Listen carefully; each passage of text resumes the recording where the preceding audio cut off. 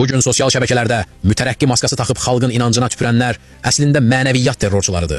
Onların hədəfi sadəcə din deyil, bu millətin müqavimət ruhudur. Çünki onlar çox yaxşı bilirlər ki, Kərbəla məktəbindən dərs alan, İmam Hüseyn əleyhissalamın fəlsəfəsi ilə yoğrulan bir gənc heç vaxt siyonizmin çirkin planlarına alət olmaz. Öz vətənini globalist Epstein şəbəkələrinin poligonuna çevirməz.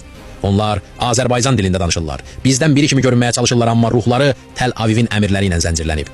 Niyə susurlar? Niyə Fələstində parçalanan körpələrə humanizm dərsi keçmirlər? Niyə İsrailin dini radikalizmindən, seçilmiş xalq ırkçiliyindən bir kəlmə belə yazmırlar? Çünki missiyaları fərqlidir. Onların vəzifəsi Azərbaycan gəncinin beynini yuyub, onu öz kökünə, öz tarixinə və qonşu İslam coğrafiyasına qarşı düşmən etməkdir. Onlar istəyirlər ki, bizim gəncliyimiz nə raket düzəltsin, nə də elm dalınca getsin. Sadəcə sosial şəbəkələrdə öz müqəddəslərini söyən bir manqurt kütləsinə çevrilsin. İslama və İrana hücum çəkənlərin ən böyük qorxusu İslami oyanışdır. Onlar qorxurlar ki, Azərbaycan gənci İrandakı qardaşları kimi hərbi və texnoloji qüdrətə sahib olar. Öz milli maraqlarını qorumaq üçün regionda diktə edən tərəfə çevirlər. Onlar istəyirlər ki, biz zəlil olaq, bizə sırıtdıqları saxta dəyərlərlə ömür sürüdək ki, özləri bizim sərvətlərimiz üzərində ağalıq etsinlər.